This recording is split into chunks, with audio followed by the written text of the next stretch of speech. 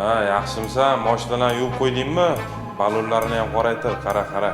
Hayotbek, o'zi kecha yomg'ir yoqqan bo'lsa, hadeb suvni isrof qilib mashinani ko'p yuvish shartmi?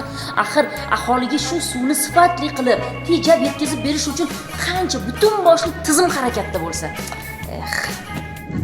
2025-yilda suv resurslarini tejash uchun qator islohotlar olib borildi. Misol uchun, Suv xo'jaligi vazirligi bu sohaga alohida e'tibor qaratyapti. Ya'ni mana shu sanoatda ishlatilgan qayta ishlovchi, suvni qayta ishlovchi texnologiyalar, raqamli hisoblagichlar, masofadan turib suvni boshqarishga alohida e'tibor berilyapti. Agar masalan Toshkent shahri misolida ichimlik suvini agar oladigan bo'lsak, bugungi kunda mana shu suvni hisob qilish bo'yicha alohida bitta dispetcherlik xizmatimiz bor. Onlayn tarzda shu shahar bosimini kuzatib boradi va ayni kecha kunduzda sinov tariqasida mana shu avtomat ochilib yopiluvchi yopiqishlar o'rnatilyapti. Bundan maqsad mana shu yuzaga keladigan holatlarni tezkor bartaraf etish. Aqlli hisoblagichlar masalasi bugungi kunda ko'ndalang bo'lib turibdi. Bugun shu Yangi hayot tumanidan bu masala boshlandi, ya'ni joriy etila boshlandi.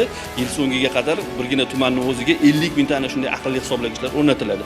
5 yil davomida mana shu Toshkent shahrini to'liq qamrab olish nazarda tutilgan. Bundan maqsad birinchi o'rinda suv sifatini yaxshilash, ikkinchi o'rinda suvni tejash va eng asosiysi mana shu aholini suv tejashga o'rgatish.